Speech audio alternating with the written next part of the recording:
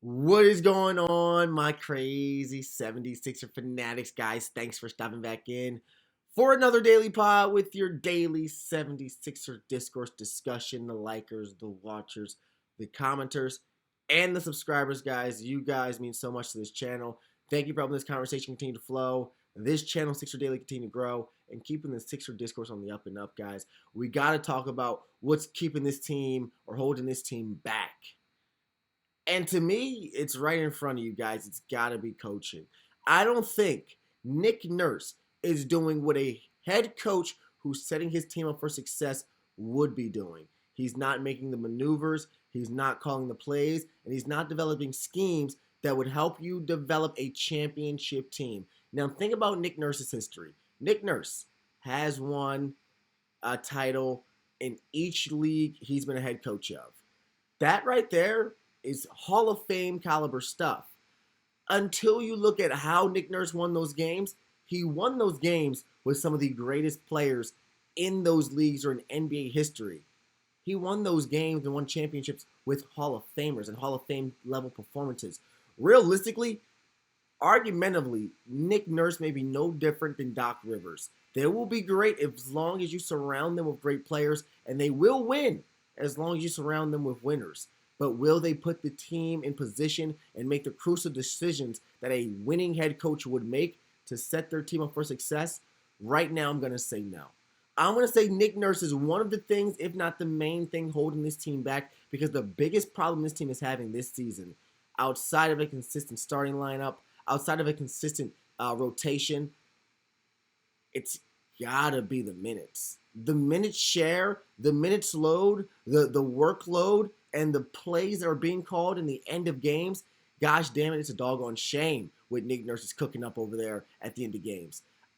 I got to say this, and I want to throw this out there one more time. If Tyrese Maxey, who is logging the most minutes in the NBA currently, if Tyrese Maxey happens to have any injury, any season-ending injury, Nick Nurse's season should end at the same time, instantaneously. Tyrese Maxey goes down with ACL, MCL, Achilles, hamstring. Nick Nurse should be fired on the spot because he's already got VJ Edgecombe, one of the healthiest, one of the most athletic, and one of the most impactful rookies of this year.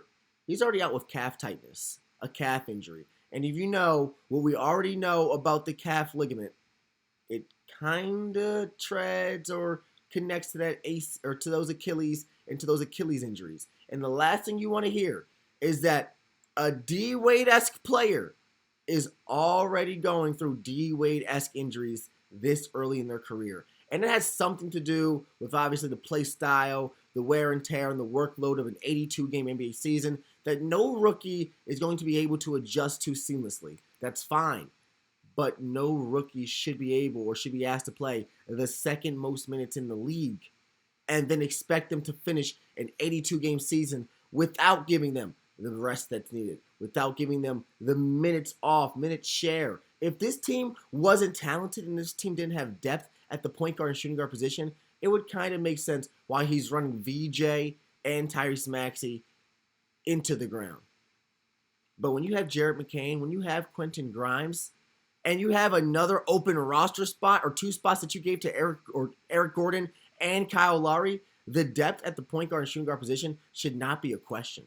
It should not even come into consideration. So for me, Nick Nurse is one of the biggest problems of this team because he's already got VJ Edgecombe sitting out with calf tightness. He's already having Tyrese Maxey questioning his shoulder mobility and shoulder soreness.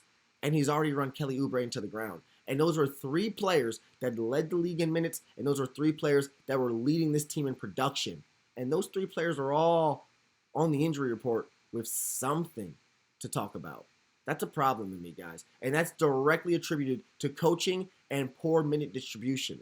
And some of these minutes, point guard minutes, shooting guard minutes, they have to start going to Jared McCain. Seriously, guys. If you're not going to give Jared McCain the opportunity to be good, if you're not going to give Jared McCain the chance to develop, to grow, and to be great, then you might as well find a way to add him on and trade him for a star that you will give those minutes to.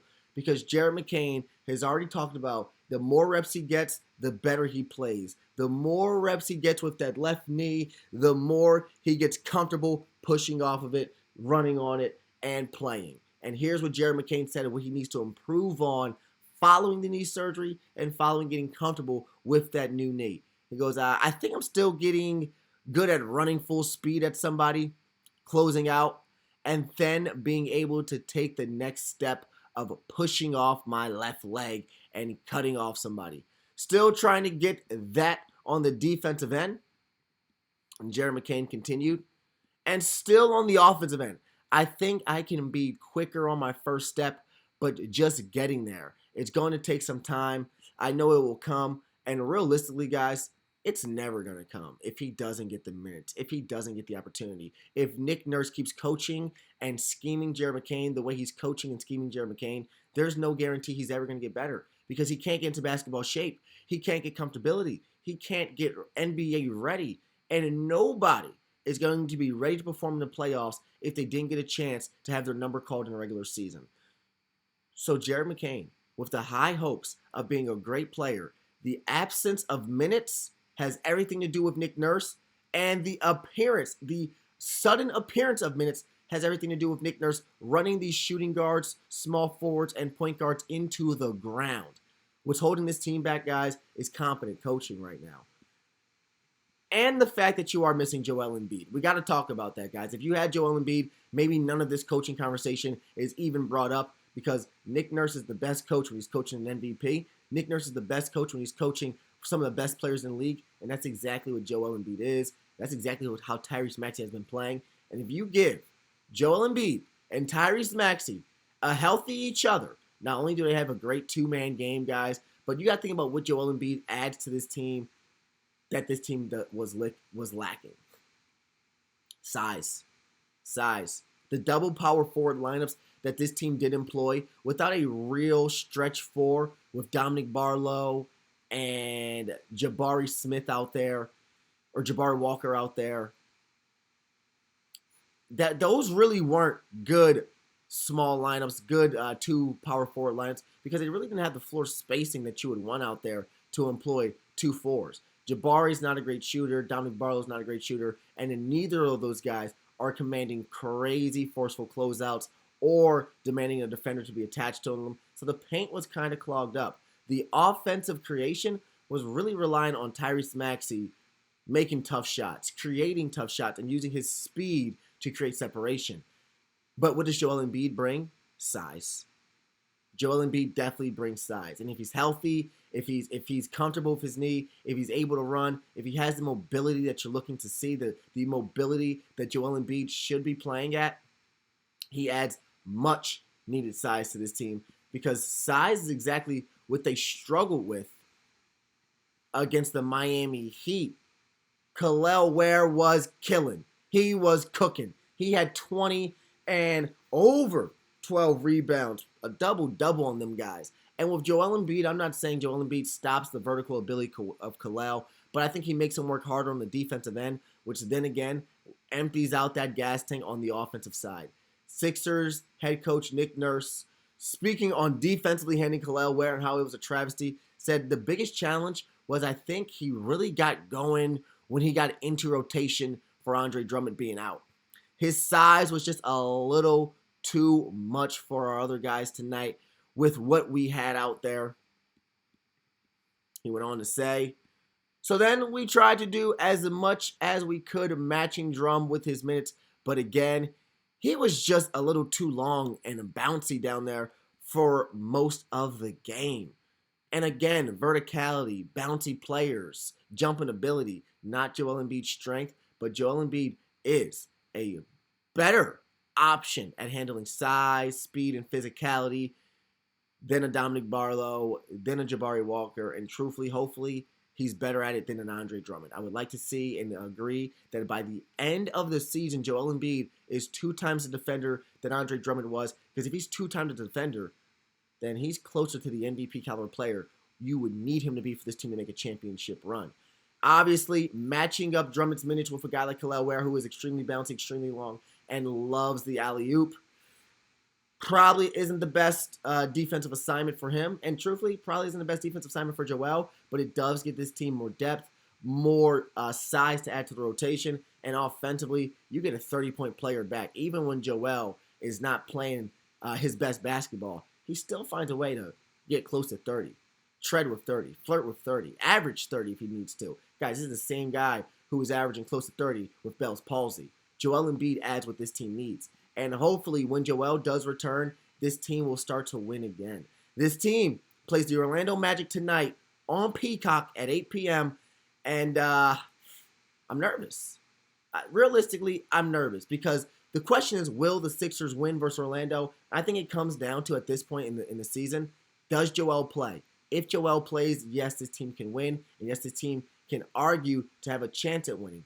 If Joel Embiid doesn't play, is Tyrese Maxey going to have a 50-point game? Because if Tyrese doesn't score 50 or 40 and Joel Embiid doesn't play, I can't imagine this team winning. They're missing VJ Edgecombe, who's a huge provider. They're missing Kelly Oubre, who is a huge provider. They're not playing Jared McCain, who has huge production that are sitting on the bench. Paul George isn't playing like Paul George, and realistically, I don't think he's going to get back or revert back to the 25 to even 20-point per game player that you expect him to be. Only way I think this team beats Orlando is with a Joel Embiid and a pretty decent plus consistent performance of 20-6, 20-7. Just drawing the double teams. Just being the monster in the paint that he is. Just the force on the offensive end. And defensively, you still got to worry about Joel giving up some of those easy baskets, easy points, putbacks, and rebounds. There are upsides and downsides to what Joel does bring to this team and what he also hurts this team at. But guys, let's talk about it. How bad has Joel Embiid's rebounding been? Like, comment, and subscribe, guys. Leave a comment or two. And definitely, guys, we will comment on more than a few. We will comment and address all your comments on our next episode after this game against the Orlando Magic on Peacock, guys. Thanks for stopping in. Thanks for dropping in. Thanks for liking. Thanks for subscribing. And hopefully you did leave a comment.